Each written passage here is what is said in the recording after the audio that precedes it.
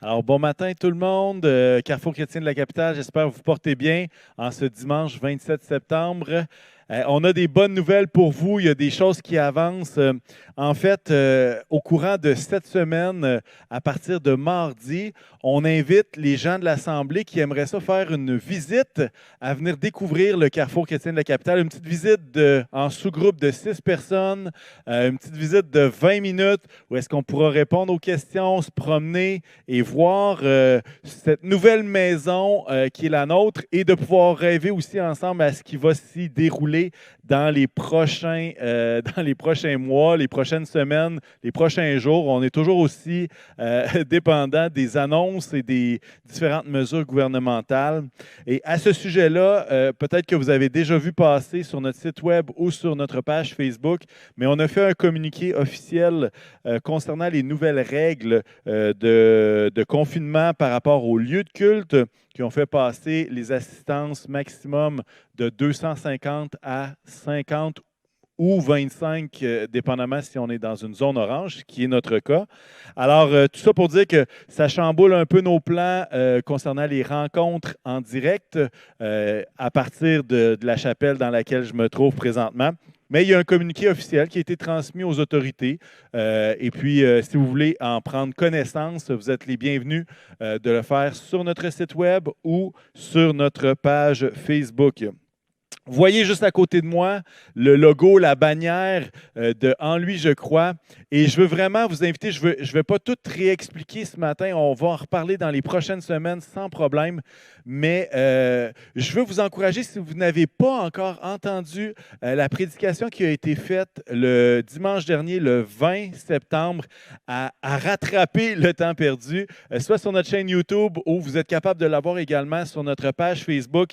En lui, je crois, c'est un projet, c'est une initiative qui va nous mettre au défi comme Assemblée dans les prochaines années à être partenaire dans la construction des vies. C'est un projet qui vise la croissance spirituelle, le développement de notre écoute, de laisser le Saint-Esprit diriger nos vies. Et je ne veux pas en dire plus, comme je vous dis, sinon je peux vous en parler pendant au moins 1 heure, mais je veux encourager ceux qui n'ont pas encore entendu ce message-là. C'est un message très important, une prédication importante, et je vous invite à l'écouter si ce n'est pas encore fait.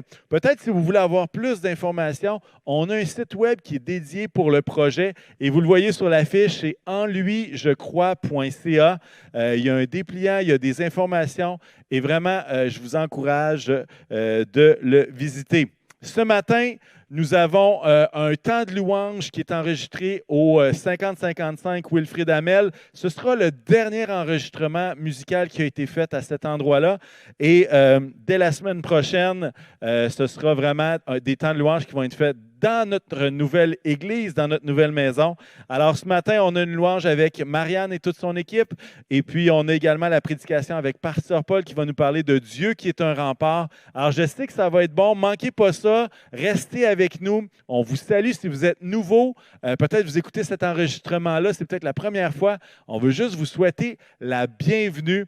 Et avant d'aller plus loin, je vous suggère qu'on puisse prier. On va prier pour les familles, on va prier pour les gens qui sont à l'écoute. Et puis, tout de suite après ça, on va entrer dans le temps de louange avec Marianne et son équipe. Seigneur Jésus, merci pour ce temps dans lequel nous sommes. Merci, Seigneur, pour cette journée que tu as créée et on veut la recevoir avec action de grâce. On veut la recevoir avec joie. Seigneur, ma prière, c'est que chacun puisse passer un temps béni avec toi à travers, Seigneur, cet enregistrement, qu'il soit différé ou live. Seigneur Jésus, vraiment que tu puisses faire du bien à nos âmes et que ce soit toi le rempart, Seigneur, qui est la base, l'encre solide de nos vies, celui en qui on peut faire confiance, celui en qui on peut s'appuyer, peu importe ce qui se passe. Et Jésus fait du bien à chacun qui vit peut-être des situations troublantes, que ce soit au travail, dans la famille, des situations de santé.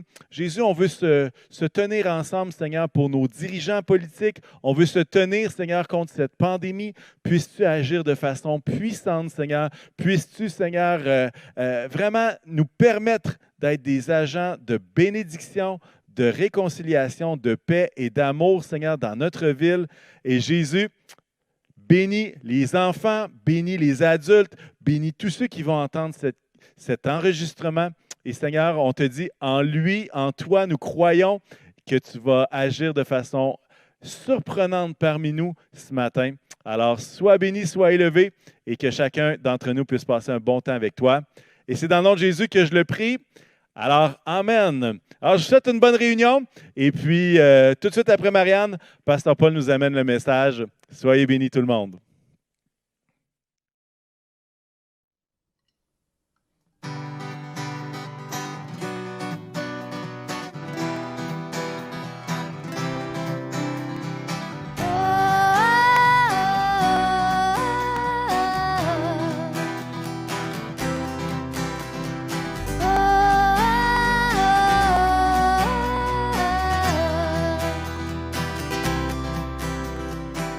De ce mystère, regarde cette croix, vois le Dieu sauveur, il n'est plus sur le bois, nul ne le surpasse, lui seul peut sauver, et par sa puissance, la mort est terrassée. Glorieux, mes yeux ont vu la gloire du Seigneur. Glorieux, il règne dans les cieux et sur la terre. Au-delà du tombeau,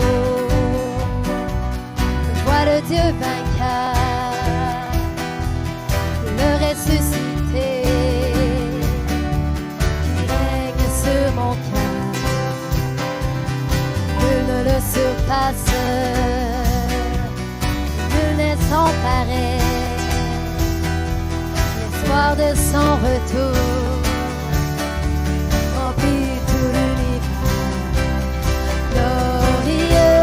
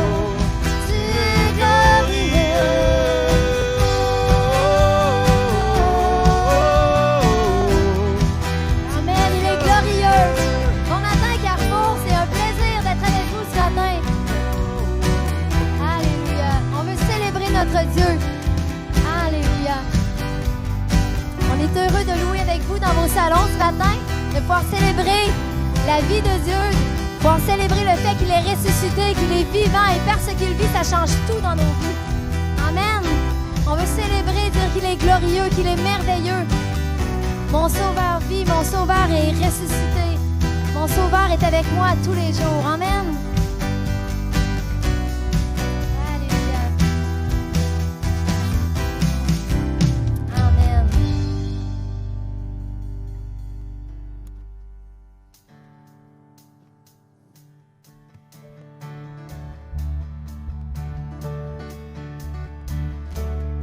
Dieu, tu règnes à jamais. Le monde te connaîtra ton nom. Tous unis, nous chantons l'hymne de tes rachetés. Je sais que mon Rédempteur vit et sur lui j'ai fondé ma vie. Mon Sauveur vit. Je peux déclarer chaque matin, Jésus, tu es le seul chemin. Mon Sauveur vit. Roi des rois vient du ciel, et tout l'enfer tremble à son nom. Victorieux, éternel, et le chant des rachetés.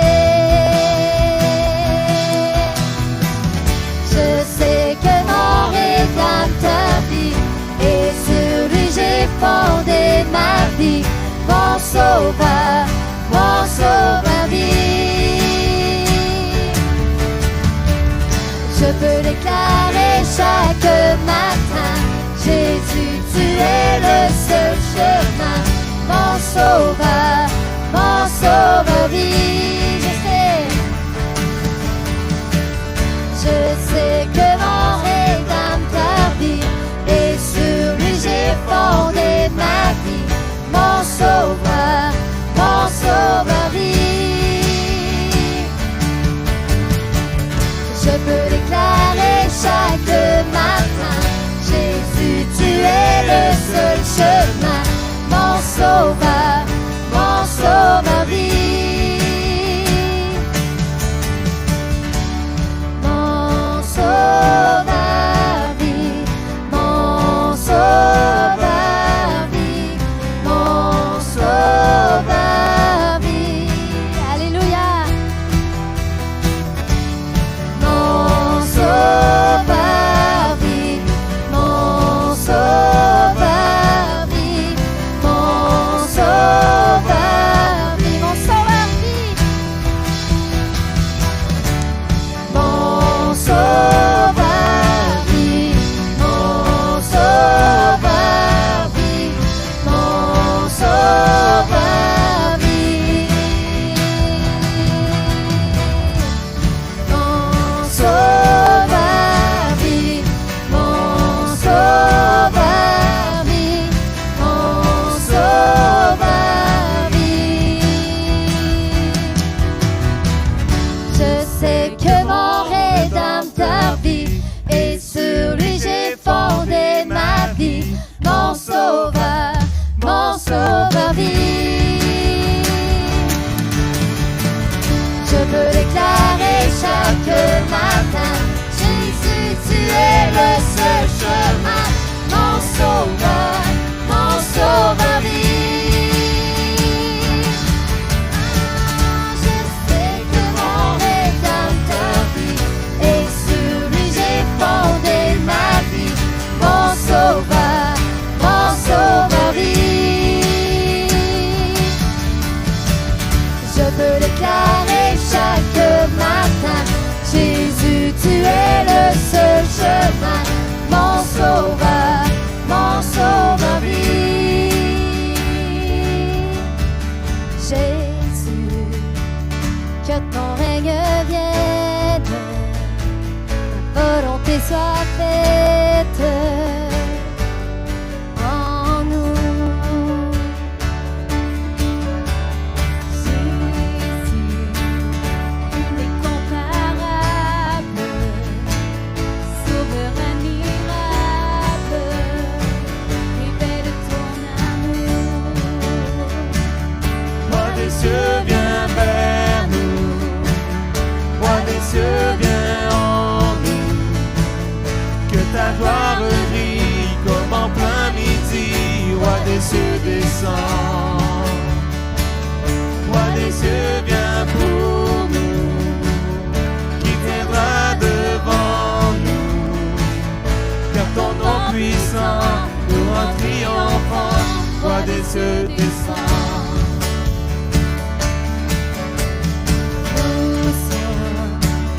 Enfant de ta grâce, sauvé pour ta gloire, prions que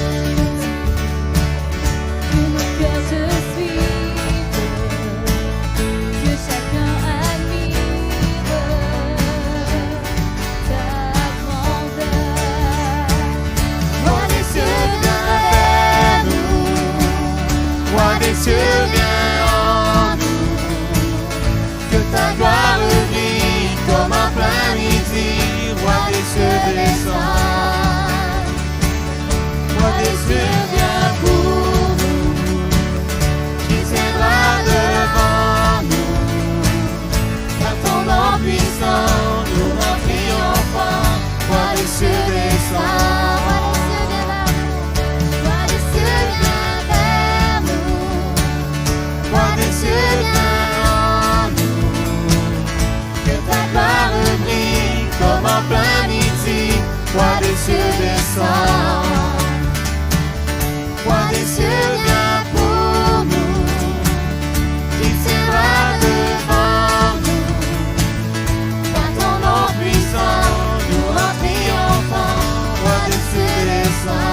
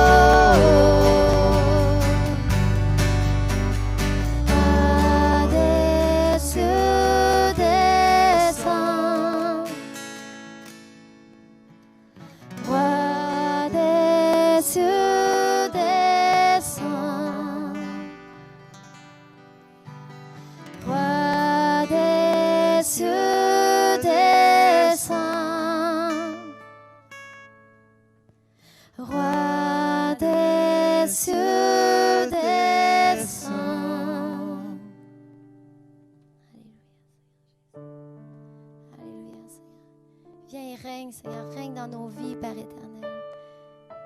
Règne dans notre ville, Seigneur, règne dans notre famille, dans notre Église, Seigneur Jésus. Alléluia. Merci d'avoir tout donné sur la croix, Père éternel. Tout donné pour nous racheter, Seigneur Jésus.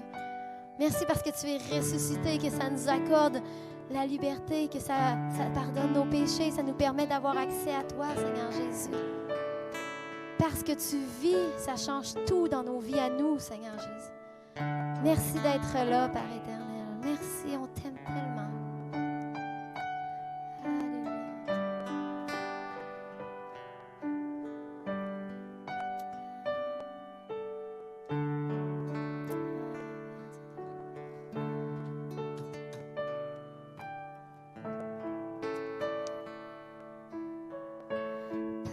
Parce qu'il vit, je n'ai rien à craindre, mes lendemains sont assurés entre ses mains.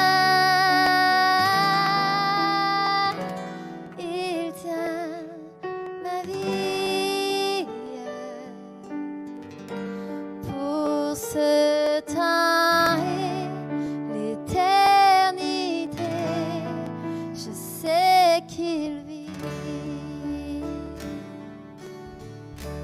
Parce qu'il vit, je n'ai rien à craindre,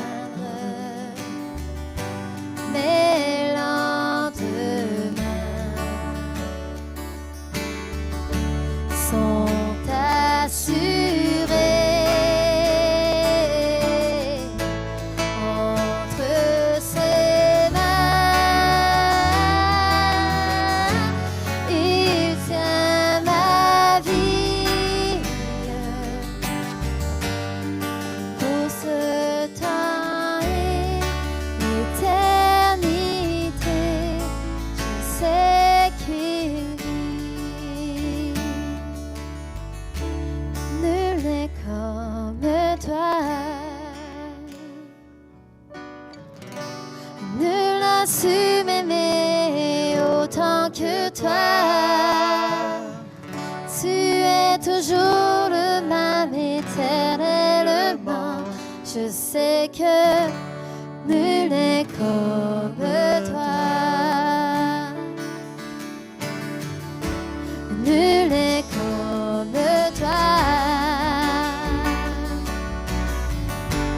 Nul n'a su m'aimer autant que toi. Tu es toujours le même éternellement. Je sais que nul n'est comme toi. Parce qu'il vit, je n'ai rien à craindre. Mes lendemains sont assurés. Entre ses mains, il tient ma vie.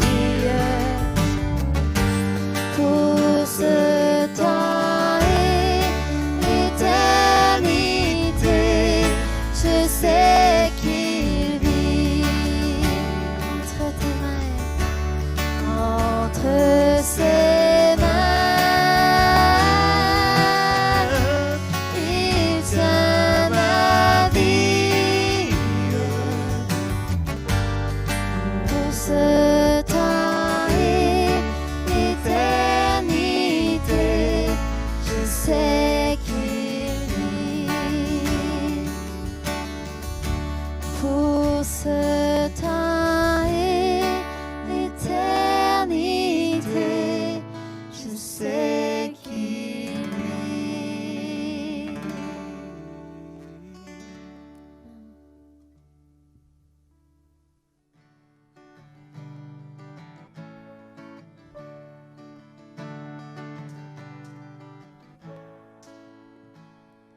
Dieu de lumière élevé dans les cieux, rempli de grâce et de paix, environné de louanges et de feu, gardien de l'éternité.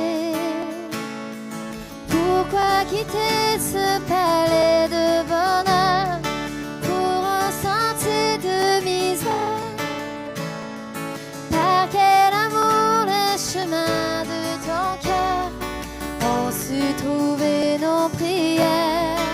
Reçois L'adoration, tu es le roi de gloire, notre victoire, digne es-tu Seigneur, Emmanuel. De cette foi que ton cœur a monté, je veux puiser mon secours sur le chemin que ta vie a tracé. Je marcherai chaque jour. Garde mes yeux des attraits de ce monde. Garde-moi près de la croix, en ce lieu saint où mon âme est féconde, d'humilité et de joie. reçois l'adoration, tu es le roi de gloire, notre victoire.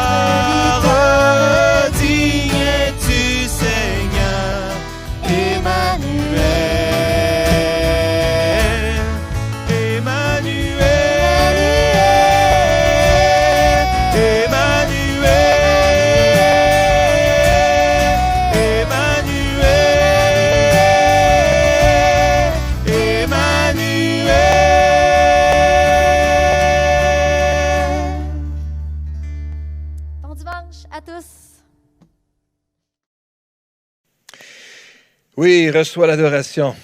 Alléluia. Tu es le Dieu de gloire. Il est Emmanuel, Dieu avec nous. Amen. Dans quelques instants, je vais vous parler du message que je veux parler aujourd'hui concernant Dieu est pour nous un rempart. Mais d'abord, permettez-moi juste de vous parler de 3 façons avec lesquelles nous pouvons donner et remercier chacun d'entre vous aussi qui continue à contribuer régulièrement au Fonds du Carrefour chrétien de la capitale. Donc, on peut le faire par chèque. Je vous invite toutefois à bien noter que la nouvelle adresse, l'adresse de nos nouveaux locaux maintenant, qui est pleinement efficace maintenant et qui roule pleinement, c'est le 1015 rue des Gadelles à Québec. 1015 rue des Gadelles à Québec et le code postal est le G2J0C8. Vous pouvez le faire donc par chèque en l'envoyant à cette adresse-là. Vous pouvez toujours le faire aussi par PayPal. À ce sujet-là, il faut aller voir l'onglet « Donner » sur notre site Internet et puis vous suivez les instructions. Sinon, vous pouvez le faire également par virement bancaire en allant sur l'onglet « Ressources » de notre site Internet. Et en suivant les directives ou les directions qui sont données à ce niveau-là. Alors, Dieu est pour nous un rempart. Un rempart. Tout change tout le temps.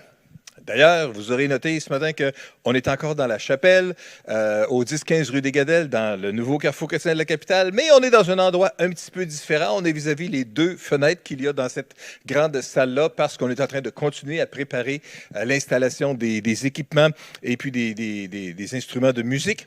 En tout cas, tout ça pour vous dire que ça change, et ça change tout le temps. Mais ça vous permet d'avoir la vue sur les 2 fenêtres derrière moi. L'une qui donne sur le bois de grange, une véritable grange, et l'autre sur le sentier qui est tout près, et puis avec les petites feuilles qui vont être ballottées par le vent, ça vous montre que ce n'est pas un tableau organisé avec le gars des vues, mais c'est vraiment la situation telle qu'elle est maintenant. Ça change. Tout change tout le temps. Il y a toujours des ajustements à faire et à gauche et à droite. Et la nature est faite comme ça aussi. Les saisons changent, vous le savez. Hein? Heureusement, avec l'automne, il y a les couleurs qui deviennent de plus en plus soulignées, qu'on peut voir et qui nous font tellement du bien. Surtout dans une journée ensoleillée, de voir les couleurs très vives, jaune, orange, rouge. Ça fait vraiment quelque chose de bien. Le paysage change, l'allure de la ville, l'allure du paysage qu'on voit régulièrement lorsqu'on regarde à l'extérieur de la maison. Ça change et c'est bien. Ça ne sera pas comme ça non plus dans 3 mois ou dans 4 mois. Lorsque la neige va commencer à s'accumuler, ça sera encore un autre paysage. Ça change. La bonne chose avec ça, c'est qu'on n'a pas le temps d'être dans la monotonie. C'est pas monotone parce que ça change tout le temps. Ce qui est moins agréable des fois avec les choses qui changent, c'est les directives qui changent au niveau de la santé publique qui sont données à la population en général, à vous et à moi. Et on a déjà parlé du passage de 250 à 25 maximum dans un édifice comme le nôtre. C'est pas agréable, c'est plate. Mais en même temps, on veut la santé. On veut rester en santé et on veut être un instrument de bénédiction pour la ville et pour les autorités. Et puis, on veut participer. On porte le masque ici à l'intérieur lorsqu'on déplace d'une salle à l'autre. Et puis, on fait ce qui est bien. On fait ce qui doit être fait. Mais ça nous dérange. Ça nous dérange quand même parce que ça change encore. Tout change tout le temps. Au niveau des actualités, par exemple, d'un soir à l'autre, les choses importantes qui se passent, que ce soit dans le monde ou ici au Canada ou au Québec, ou peu importe, il y a toujours quelque chose qui change. Il y a tout le temps une calamité qui se produit à quelque part, quelque chose, un bouleversement qui se produit. Je pense que vous avez bien compris le concept. Le concept, c'est que tout change. Et tout change tout le temps. Toutes les choses changent. Et pire même, toutes les choses sont fondamentalement instables, toujours portées à changer. C'est vrai avec la Terre. On a parlé justement des saisons, l'inclinaison avec les rayons du soleil qui va faire que ça influe sur la température et tout cela. Les montagnes changent. Les montagnes peuvent être bouleversées par des activités humaines, mais juste par des activités tout à fait naturelles. Les montagnes en Californie, par exemple, qui brûlent et qui ont brûlé depuis plusieurs jours, quelques semaines maintenant, ont amené une dévastation incroyable. C'est sûr que le paysage a changé là-bas. Les mers changent. S'il y a quelque chose qui est stable, en bougeant continuellement avec les marées et puis la vague et tout ça, mais quelque chose qui est stable, c'est bien la mer, le niveau de la mer. Même le niveau de la mer est en train de changer. Parce qu'à cause des changements climatiques, bien, les calottes polaires sont en train de fondre au sud et au nord, et puis ça augmente le niveau de la mer, ça augmente la température de l'eau, qui a une influence sur la température que nous observons, sur la violence des changements qui se produisent au niveau des vents, au niveau de la pluie, au niveau des différentes choses comme ça. Ça, c'est pour la Terre et au niveau de la nature. Mais au niveau des gens qui vivent sur la terre, il y a des changements aussi. Les nations changent, les façons de se diriger ou de se laisser diriger changent. Les peuples sur la terre changent. Les personnes qui dominent ou qui contrôlent l'univers changent à travers les saisons, pas les saisons, mais à travers des décennies ou à travers des siècles. Ça a changé. Il n'y a pas si longtemps, hein, c'était l'Empire britannique et le soleil ne se couchait pas sur l'Empire britannique parce qu'il y avait tellement de pays dans le monde qui étaient touchés, qui étaient dominés par l'Empire britannique qu'on disait que le soleil ne se couche pas sur l'Empire britannique. C'était vrai dans le temps de la reine Victoria, il y a 100 quelques années. C'est plus le cas aujourd'hui. L'Angleterre, aujourd'hui, le Royaume-Uni, bon, est une certaine puissance dans le monde, mais on s'entend que c'est un parmi, ce n'est pas les grandes puissances dans le monde. N'en déplaise à tous mes amis anglais qui vont entendre peut-être cela. On ne veut pas vous blesser d'aucune espèce de façon, mais c'est juste que pour rappeler que tout change. Et s'il y a des Américains qui écoutent, bien peut-être que les Américains aussi vont être touchés dans quelques années quand ils vont voir que le déclin se fait de plus en plus grand et que la montée de la Chine ou la montée de la Russie se fait de plus en plus dans d'autres côtés. Toujours est-il que les choses changent. La nation, la géographie, la géographie physique, les êtres humains aussi changent, la façon dont ils s'organisent. Ce que nous voyons dans la Bible, dans le fond, c'est que seul Dieu est un refuge stable. Tout est ébranlable sur la terre, sauf Dieu et ceux qu'il protège. Mais voyez-vous, naturellement, on aime que notre vie soit prévisible. On aime savoir. On aime savoir qu'est-ce qui va se passer afin qu'on puisse être capable de préparer ou de planifier nos activités. On aime savoir qu'est-ce qui s'en vient. Parce qu'à quelque part, on aime avoir le contrôle sur notre vie, le contrôle sur notre destin. Le contrôle des choses difficilement contrôlables, qu'on pourrait appeler le chaos, le contrôle du chaos, est au-delà, la réalité, de la capacité humaine. Alors le conseil est simple, et c'est ce que nous voyons dans le psaume 46 et au verset 11, lorsqu'il nous est dit « Arrêtez et reconnaissez-moi pour Dieu. Je triomphe des nations, je triomphe sur la terre. » Dieu nous dit dans le milieu de toutes les choses qui changent, arrêtez. Arrêtez de vous inquiéter, arrêtez de vous énerver, arrêtez de stresser et simplement reconnaissez-moi pour Dieu. Moi, Dieu, pas moi, mais le Dieu qui parle, dit « Je triomphe des nations, je triomphe sur la terre. » Voyez-vous, dans le psaume 46, il est question de la sécurité du peuple de Dieu dans 3 domaines, dans 3 types de circonstances et qui nous touchent encore aujourd'hui. Tout d'abord, dans les cataclysmes naturels du verset 3 au verset 5, on voit cela. Deuxièmement, au niveau des attaques des ennemis qui viennent, verset 6 au verset 8. Et puis finalement, des guerres qui peuvent frapper à différents endroits dans le monde du verset 10 au verset 12. Mais dans le fond, on devrait lire peut-être le psaume 46. Lisons-le donc à partir du verset 2. « Dieu est pour nous un rempart. Il est un refuge. Un secours toujours offert lorsque survient la détresse.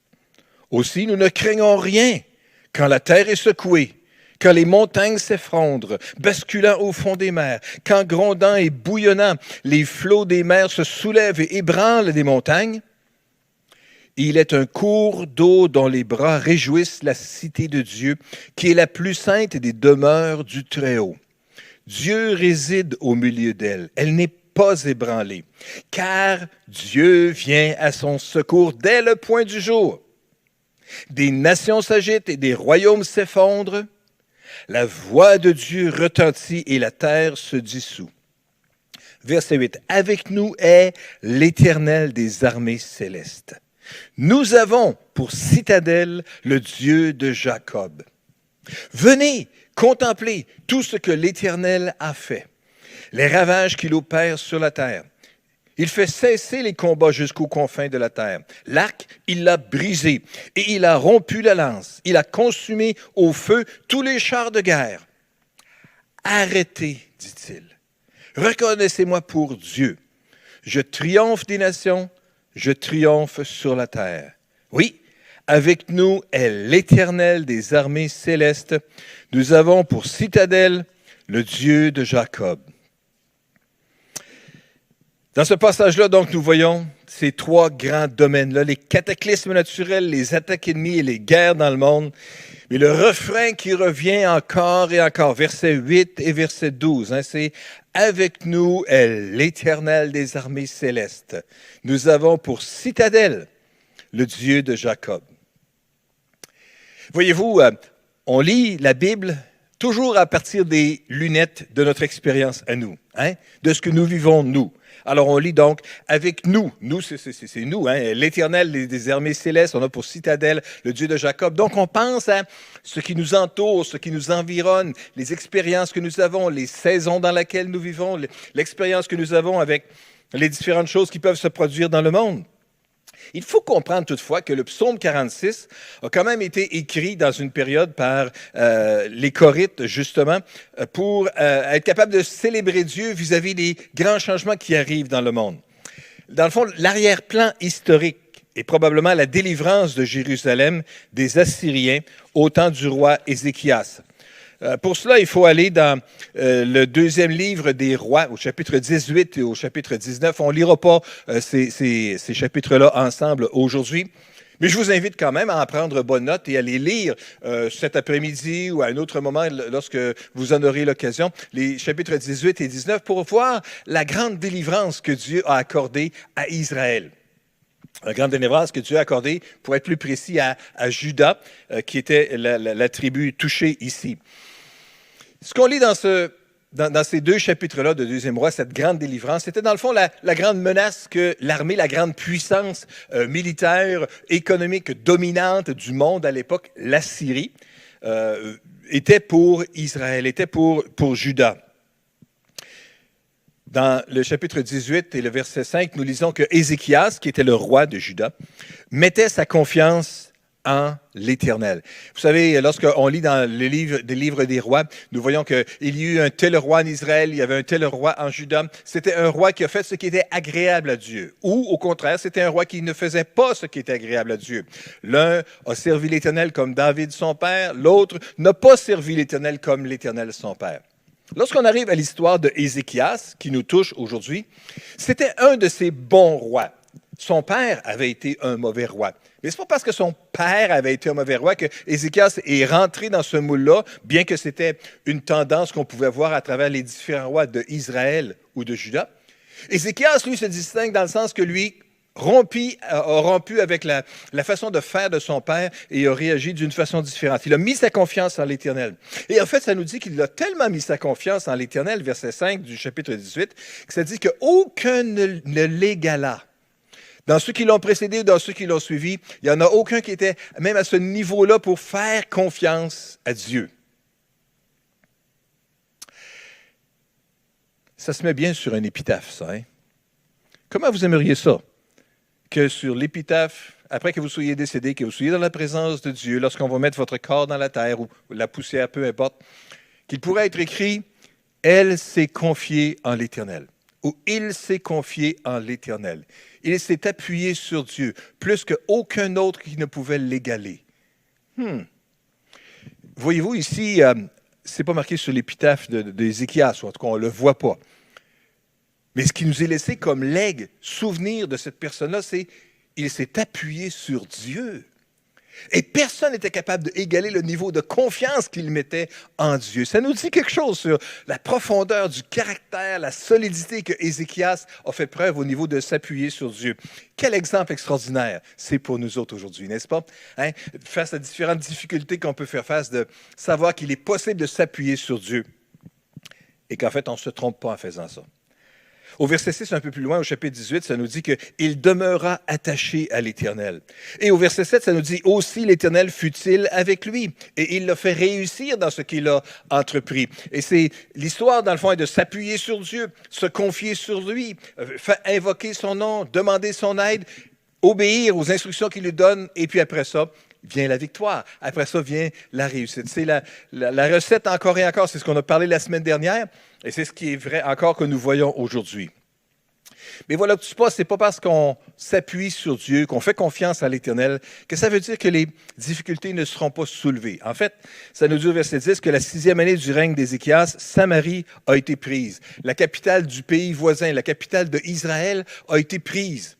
Que le roi d'Assyrie à l'époque, Salmanasar, est venu et a amené captifs les Israéliens et puis les ont amenés dans le pays d'Assyrie, les ont envoyés ailleurs. Ils ont pris d'autres personnes qui ont forcé et aller vivre à Samarie. Et finalement, justement, ça a fait qu'il y a des peuples extérieurs d'Israël qui sont venus s'installer à ce moment-là en Samarie et qui ont commencé à occuper le territoire, qui se sont mariés, tout ça, et ça a fini par faire les Samaritains. Que les gens, à la période de Jésus, plusieurs centaines d'années plus tard, avaient de la difficulté parce que c'était des gens avec une culture différente, avec une culture religieuse différente, avec une confiance en Dieu complètement différente. C'était des mélangés, c'était des bâtards à quelque part. Les Samaritains. Bon, tout ça pour dire que là, on arrive ici, là où toute la difficulté a commencé à se développer, lorsque Samarie, les gens de Samarie ont été amenés captifs à l'extérieur sous le jugement de Dieu. Dans le chapitre 18 aussi, nous voyons, parce que là, on parle de Ézéchias en Juda, la tribu du Sud, qui arrive à un moment donné, 3 officiers supérieurs accompagnés d'une puissante armée qui arrive autour de Jérusalem. Et puis au verset 19 et au verset 20, ils envoient un message au roi en lui disant « En quoi mets-tu ta confiance? T'imaginerais-tu que de simples paroles peuvent tenir lieu de stratégie et de puissance militaire? » Et puis, il y a une inquiétude qui vient avec ça. Au chapitre 19, versets 5 et 6, Ésaïe, oui, le prophète Ésaïe, que nous voyons dans le milieu de la Bible à peu près, là, était un contemporain de Ézéchias, il vivait à ce moment-là. Et puis lui, il adresse une parole au nom de l'Éternel pour le roi. Et il lui dit au verset 5 et au verset 6, et puis peut-être que c'est un bon passage à lire, si vous prenez des notes. Deuxième roi, chapitre 19, versets 5 et 6, ça se met bien ça dans un miroir à quelque part ou sur le frigidaire ou une place où on regarde régulièrement, souvent chaque jour. La parole, c'est celle-ci. Ne te laisse pas effrayer par les paroles que tu as entendues. Il y avait des paroles de menace qui étaient venues de la part de ces 3 officiers-là, qu'on va vous saisir, on va vous amener captifs aussi. Puis pourquoi vous vous confieriez dans un Dieu quelconque? Tous les dieux des autres nations ne les ont pas empêchés, eux, d'être assiégés puis d'être amenés captifs. Pourquoi votre Dieu vous délivrerait-il, vous? C'est des paroles menaçantes, avec une armée puissante, menaçante, et avec toute la capacité de pouvoir mettre les actions derrière les paroles de menace qui étaient là. Mais Dieu dit à travers son prophète Ésaïe, ne te laisse pas effrayer par les paroles que tu as entendues. Puis je veux juste vous dire aujourd'hui, peut-être que vous avez entendu des paroles menaçantes dernièrement. Peut-être que vous avez entendu des oui-dire qui vous disent « Oh, les choses vont aller de pire en pire » ou « ça va être encore plus dangereux ». Laissez-vous pas effrayer par ça. On peut s'appuyer sur Dieu. Ça ne veut pas dire de faire des folies, ça ne veut pas dire de s'exposer. Oui, on devrait continuer à porter le masque. Vous en avez un avec vous, j'en ai un avec moi, et quand je me déplace, je le porte. On ne fait pas des folies, on ne s'expose pas. Mais on n'a pas besoin de craindre de façon exagérée. On a besoin d'être attentif, d'être vigilant. Ne te laisse pas effrayer. Alors, finalement, il y a une lettre de menace qui arrive aussi après ces autres menaces verbales-là. Et puis ce que Ézéchias fait, que nous voyons dans le chapitre 19 au verset 14, c'est qu'il prend la lettre de menace et puis il se rend au temple de l'Éternel et puis il la déroule devant l'Éternel. Puis là, il prie. Et il dit, « Seigneur éternel, toi qui es le Dieu dont le trône est au-dessus des chérubins, c'est toi qui es le seul Dieu. Éternel, prête l'oreille et écoute, ouvre les yeux et regarde. Et voici la menace qui est devant nous autres, Seigneur. » Et puis, finalement, il termine sa prière en disant, « Mais toi, Éternel notre Dieu, sauve-nous maintenant, pour que tous les royaumes de la terre sachent que toi seul, Éternel, tu es Dieu. » Une belle prière d'Ézéchias ici, qui ne camoufle pas le danger, qui ne minimise pas le danger réel qui est là, mais qui l'expose devant Dieu. Quelle belle leçon pour vous et moi aujourd'hui. On n'a pas besoin de se mettre la tête dans le sable puis de faire semblant qu'il n'y en a pas de menace autour de nous autres, puis qu'il n'y en a pas de danger autour de nous autres, mais on peut regarder avec courage le danger ou la menace en face et le présenter et après se ressentir peut-être de la crainte à l'intérieur. Mais prendre cette crainte-là, prendre cette inquiétude-là et aller la présenter devant l'Éternel. Voilà ce qui est la bonne chose à faire. Dieu, dans le lieu secret, l'Éternel est là. Et dans le lieu secret, lorsqu'on veut juste se tenir dans sa présence et qu'on veut juste lui exposer notre besoin, Dieu sera capable de l'entendre, d'ouvrir les yeux et de voir la menace. Ben, il le sait déjà. Mais je veux juste l'entendre exposer par ses enfants qui lui font confiance. Et Dieu va intervenir d'une façon extraordinaire. Dans le passage qui nous touche, au chapitre 19 et au verset 35, la Bible nous dit que cette nuit-là, la nuit où Ézéchias s'est rendu au temple, a présenté la lettre, l'a présenté devant l'Éternel, cette nuit-là, des fois c'est tellement rapide l'intervention de Dieu. On aimerait que ce soit toujours comme ça. C'est malheureusement pas toujours comme ça. Mais cette nuit-là, l'ange de l'Éternel est intervenu dans le camp assyrien et il fit périr 185 000 hommes. Et le lendemain matin, il n'y avait que des cadavres. 185 000 hommes. Pouvez-vous vous imaginer? C'est du monde, ça.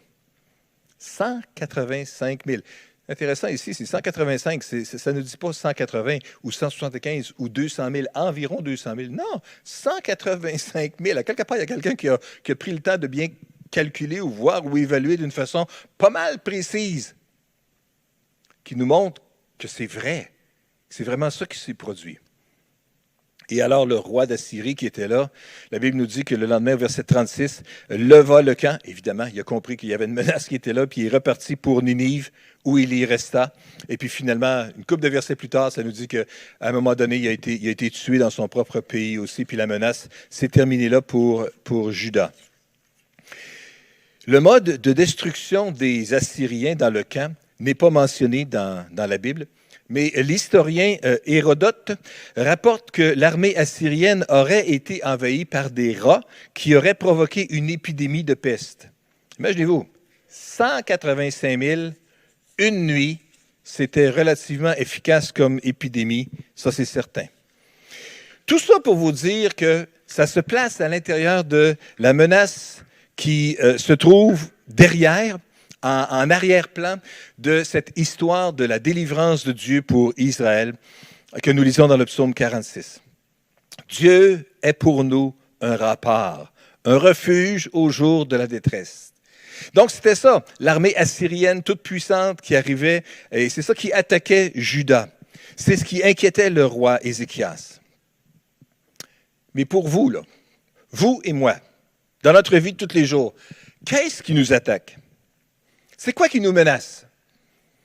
C'est bien sûr que rapidement, on peut penser peut-être à la COVID-19 et puis la menace qu'il y a pour la santé. Et puis, je vous ai dit tantôt, on porte le masque, on fait attention, on garde la distanciation, on lave nos mains, etc. Tout ça, ça peut être une menace, ça peut être une source d'inquiétude. Les mesures d'éloignement, c'est une autre source de menace et d'inquiétude aussi. Parce qu'on est obligé de s'éloigner les uns des autres. On ne peut pas se voir, se toucher, se serrer, s'embrasser comme c'était le cas auparavant. Et ces mesures-là peuvent amener leur lot de crainte aussi. C'est troublant d'entendre toutes sortes de choses qui changent régulièrement aussi. C'est certainement dérangeant dans nos habitudes de vie. Puis à un moment donné, on finit par être tanné de ça. Ça peut être une menace qu'on a. La situation de la pandémie mondiale qu'on est en train de vivre. Et certainement, ça en est une. Mais j'aimerais vous parler d'une autre menace que nous pouvons vivre aussi, vous et moi. C'est celle de l'apathie spirituelle. C'est-à-dire le relâchement spirituel. Lorsqu'on finit par être tanné par une situation qui perdure tout le temps, bien, on finit par dire « Hey, écoute, le lavage des mains et la distanciation, ça fera. Moi, je veux juste être capable de voir mon monde, de la parenté, puis être capable d'avoir du plaisir avec eux comme j'en ai eu depuis des années. » Bien, c'est peut-être irresponsable de le faire à ce moment-ci. Mais au point de vue spirituel, le relâchement est dangereux. de finir par dire, écoute, on ne peut plus se réunir, on ne peut plus louer Dieu ensemble, on peut le faire au moins ensemble dans notre salon à travers, au même moment, le dimanche matin, plus ou moins à la même heure qu'on le faisait ensemble. On peut encore continuer à le faire. Et Dieu voulant, à partir de la semaine prochaine, on pourra être capable de le faire même, au moins de le voir et de l'entendre, un enregistrement continu avec les annonces, avec la louange, avec la prédication, avec un appel après. En tout cas, bref, on va revenir à quelque chose d'un petit peu plus normal, un petit peu plus normal. Bon. Mais ça peut être une menace, celle de l'apathie spirituelle. Puis je veux juste que vous puissiez voir cela comme une menace aussi. Est-ce que je suis touché? Jusqu'à quel point que ça me touche, moi, un certain laisser-aller spirituel. C'est pas bon pour la vie de personne. Rappelons-nous que la Bible nous dit que Dieu a dit, l'homme ne vivra pas de pain seulement, mais de toute parole qui sort de la bouche de Dieu. On a besoin encore d'entendre la parole de Dieu, la voix de Dieu. On a besoin de lire les Écritures. Il y a toutes sortes d'autres choses qui peuvent nous menacer aussi, des litiges que nous vivons, peut-être au niveau de la construction, avec les différents fournisseurs et tout cela. Peut-être si vous avez assisté aux réunions la semaine dernière, vous savez qu'il y a eu un surplus, même des frais, de l'ordre de 787 000 $. Et ça peut être une menace. En fait, c'est une menace. Mais qu'est-ce qu'on peut faire avec ça? La même chose que le bon roi Ézéchias a fait, le présenter devant Dieu. Voici, Seigneur, quelle est la menace. Voici, Seigneur, quel est le danger qui se présente devant nous. Et qu'est-ce qu'on peut faire à partir de cela maintenant? Et puis, l'appel a été fait à chacun d'entre nous la semaine dernière de se mettre dans une position d'être à l'écoute devant Dieu, de présenter ce besoin-là devant Dieu, de se confier en lui, de s'appuyer sur lui, et puis d'entendre la direction qu'il va vouloir nous donner sur ce que nous pouvons faire à ce sujet-là. Et ce que nous pouvons faire, c'est peut-être pour quelques-uns, c'est de parler avec quelqu'un que nous connaissons, à l'extérieur du Québec, peut-être dans un autre pays, et qui peut peut-être être un partenaire de prière avec nous à ce sujet-là. Ou peut-être même de recevoir une offrande dans l'Église où il est impliqué dans ce pays-là pour venir à notre aide ou à notre secours. Ça peut être une possibilité. Une autre chose, c'est certainement de faire une réflexion individuelle, personnelle. Seigneur, qu'est-ce que je peux faire à ce sujet-là? Quel niveau d'aide je peux faire pour aider à l'intérieur de mes compétences et de mes capacités? Certainement, au point de vue financier, il y a quelque chose qui pourra être fait. Et heureusement, on a le projet En lui, je crois, qui nous amène justement à réfléchir et à chercher à aspirer, à grandir encore plus et à croître, à grandir en Jésus dans notre vie. Et qu'on est appelé à grandir de plus en plus dans la foi aussi, à croire qu'il va intervenir à notre sujet. Dans les prochaines semaines, on aura l'occasion d'en parler. Mais à la lumière de tout cela, nous pouvons retourner au psaume 16. Et relire à nouveau, encore une fois, le verset qui lance toute cette réflexion-là concernant la sécurité qu'il y a en Dieu. Verset 2. Dieu est pour nous un rempart. Un rempart. Il est un refuge.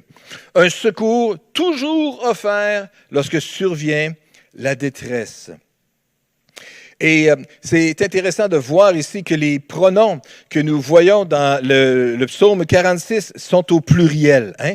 Ça nous parle de nous, ça nous parle de notre Dieu. Ça nous parle qu'il est avec nous. Dieu est avec nous est l'Éternel, le Dieu des armées célestes. Alors ça nous parle donc que c'est un chant de louange à Dieu, qui est un chant d'engagement commun, d'adoration commune devant Dieu. L'emphase que nous voyons dans ce psaume-là, c'est l'emphase émise sur la présence de Dieu. Hein? Nous voyons au verset 2 que Dieu est pour nous un rempart. Au verset 8, avec nous est l'Éternel des armées célestes. Et au verset 12, c'est revenu encore une fois, avec nous est l'Éternel des armées célestes. Les termes utilisés ici de rempart, de citadelle, de refuge, ces mots-là déclarent à quel point Dieu est un refuge sur lequel on peut dépendre, sur lequel on peut s'appuyer, sur lequel son peuple peut s'appuyer. Pour toute chose alors que toute chose autour de nous peut tomber en ruine, peut tomber autour de nous, peut se détruire, peut se défaire, Dieu est pour nous malgré tout un refuge, un rempart. Remarquez que Dieu ne nous protège pas pour nous cajoler. Dieu ne veut pas nous protéger du danger pour nous cajoler. Dieu veut nous protéger du danger afin de nous fortifier pour qu'on soit capable de retourner dans la vie et de continuer à prendre nos responsabilités et à faire face au danger qui peut se présenter devant nous, mais avec une confiance renouvelée dans l'Éternel. L'Éternel des armées célestes. C'est un terme qui est utilisé, que nous voyons ici dans le psaume 46, et ça souligne la toute-puissance de Dieu. Avec nous, mon frère, ma sœur, est l'Éternel des armées célestes. Le Dieu souverain, le Dieu tout-puissant, le Dieu dont la souveraineté règne sur tout l'univers. C'est ce Dieu-là que nous servons, c'est ce Dieu-là qui veut nous diriger, qui veut nous guider, qui veut nous conduire encore et encore, et qui est capable de nous amener à vivre la délivrance des différentes difficultés dans lesquelles nous pouvons nous présenter. Nous arrivons dans une période de notre histoire, mes amis, où est-ce que nous faisons face à des difficultés. Mais c'est correct, ça fait partie de l'histoire du peuple de Dieu de faire face à des difficultés. Alors que nous cherchons à grandir en Jésus, alors que nous cherchons à grandir, à avoir une influence de plus en plus grande à cause d'une croissance dans notre foi, dans notre vie personnelle, dans notre affermissement dans la foi et dans la confiance que nous avons en Dieu, alors que nous cherchons à voir Dieu agir dans notre vie, que nous voyons que nous cherchons à ce qu'il prenne de plus en plus de place dans notre cœur et que nous ayons les oreilles de plus en plus attentives aux directions qu'il veut nous donner. Alors que nous voulons que nous cherchons à voir Dieu agir au milieu de nous comme une assemblée, c'est sûr que nous connaîtrons de la résistance. Alors que nous voulons voir le royaume de Dieu s'établir au milieu de nous et que nous voulons avoir une influence de plus en plus grande dans notre environnement et dans notre ville, c'est sûr que nous aurons à affronter des ennemis invisibles, mais puissants et très réels. Il y a donc un combat spirituel lorsque le peuple de Dieu se décide à avancer. Aussi longtemps qu'on reste sur place et que le bien suprême que nous recherchons, c'est notre confort puis de ne pas trop être dérangé, ça ne dérange pas le royaume des ténèbres. Mais lorsque le peuple de Dieu, dans une saison comme celle-ci, choisit de se lever debout et de dire non, moi, je vais dire non à l'apathie spirituelle, je vais dire non à faire du surplace, je vais grandir, je vais marcher, je vais avancer, je vais voir Dieu agir dans ma vie et je veux chercher à être pleinement tout ce que Dieu veut que je sois pour mon environnement, pour la génération dans laquelle il m'a placé.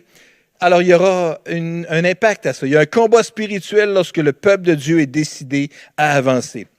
Et je veux juste vous dire que le combat n'est ni agréable, ni confortable.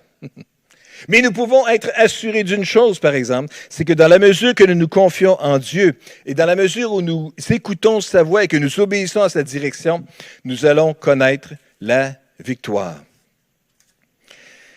Avec nous, verset 12 du chapitre 46, est l'Éternel des armées célestes. Nous avons pour citadelle le Dieu de Jacob. Vous savez, ce psaume 46-là, l'Éternel est pour nous un rempart. Ça a été une source d'inspiration pour un homme de Dieu qui s'appelle Martin Luther, qui, dans son époque, au début du 16e siècle, en 1500 quelque chose, a décidé de se rébeller contre l'Église traditionnelle, alors qu'il était lui-même un moine, qui était lui-même un enseignant des Écritures, a découvert que non, c'est pas avec des indulgences qu'on va aller au ciel, mais c'est par la foi.